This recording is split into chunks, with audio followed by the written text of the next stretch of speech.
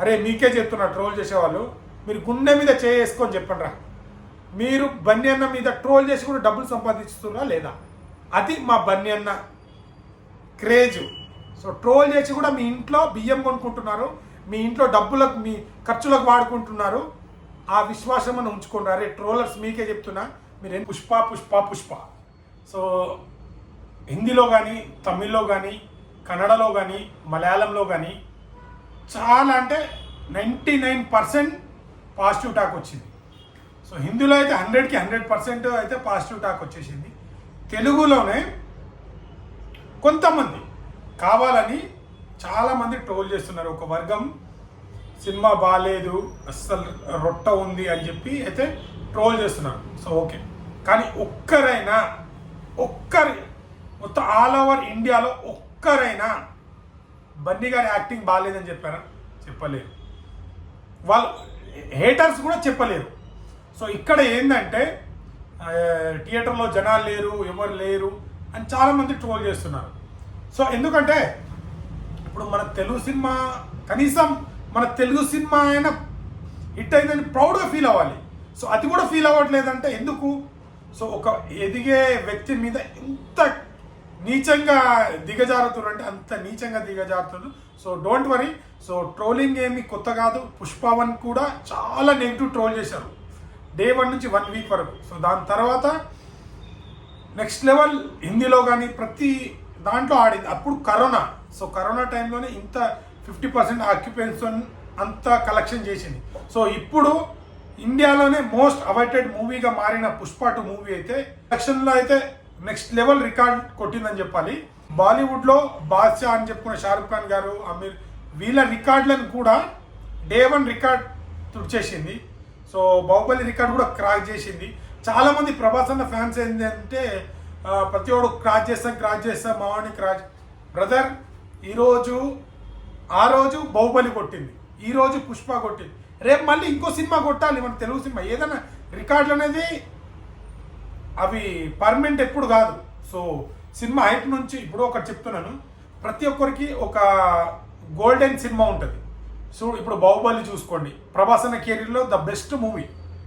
అది రికార్డులు క్రియేట్ చేసింది, దేశంలోనే అందరు మాట్లాడుకోగలిగే చేసింది. సో దాని తర్వాత వచ్చిన ప్రభాస్ అన్న సినిమాలు అన్నీ హిట్, ఓకే యావరేజ్ అయినాయి, బట్ అంత ఇంపాక్ట్ చూపెట్టలేదు. సో బాహుబలి అంత రికార్డు తీసిందో చేయలేదు. సో ఈరోజు పుష్ప2 కొట్టింది.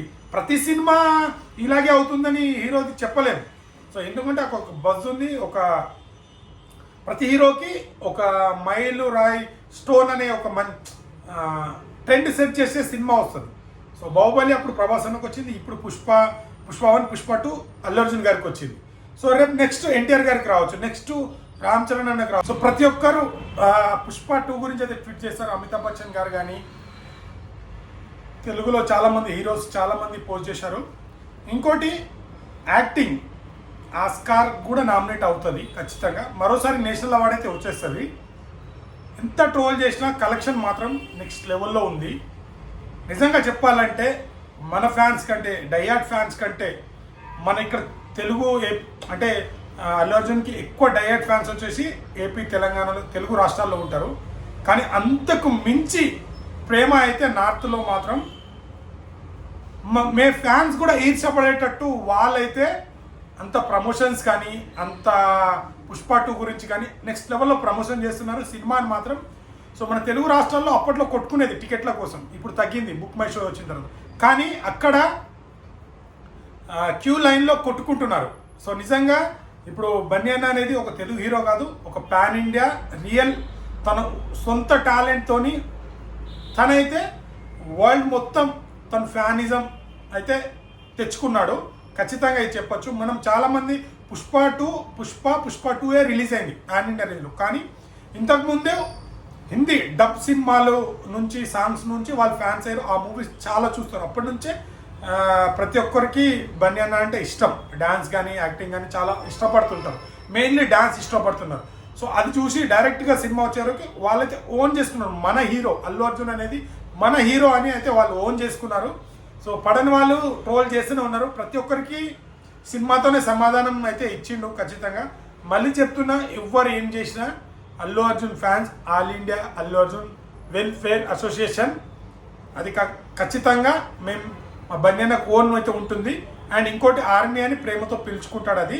సో దాన్ని పిలుచుకుంటాడే కానీ ఎక్కడ కించపరచడం కాదు. సో ఇప్పుడు ఆల్ ఇండియాలో బన్నీ గారికి ఫ్యాన్స్ ఉన్నారు.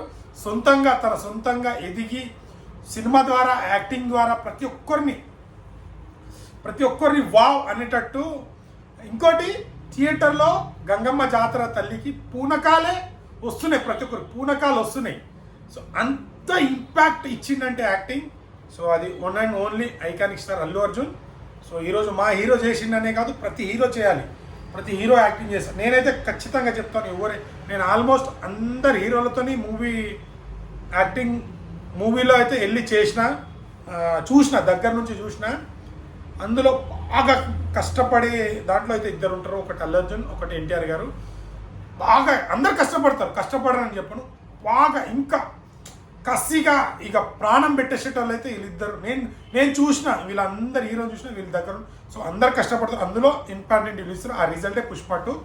సో మీరు ఎంత ట్రోల్ చేసినా ఒకటి చెప్తున్నా, ట్రోలర్స్కి చెప్తున్నా, బన్యన్న ట్రోల్ చేసి వాళ్ళు డబ్బులు సంపాదించుకుంటారు. అది బన్యన్న రేంజ్. అరే మీకే చెప్తున్నా, ట్రోల్ చేసేవాళ్ళు మీరు గుండె మీద చేసుకొని చెప్పండి రా, మీరు బన్యన్న మీద ట్రోల్ చేసి కూడా డబ్బులు సంపాదిస్తున్నారా లేదా? అది మా బన్యన్న క్రేజ్.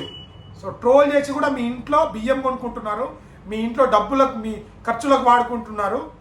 ఆ విశ్వాసం అని ఉంచుకోండి. అరే ట్రోలర్స్ మీకే చెప్తున్నా, మీరు ఎంత ట్రోల్ చేసినా మంచి సినిమాని, కంటెంట్ సినిమాని ఖచ్చితంగా జనాలు ఆదరిస్తారు.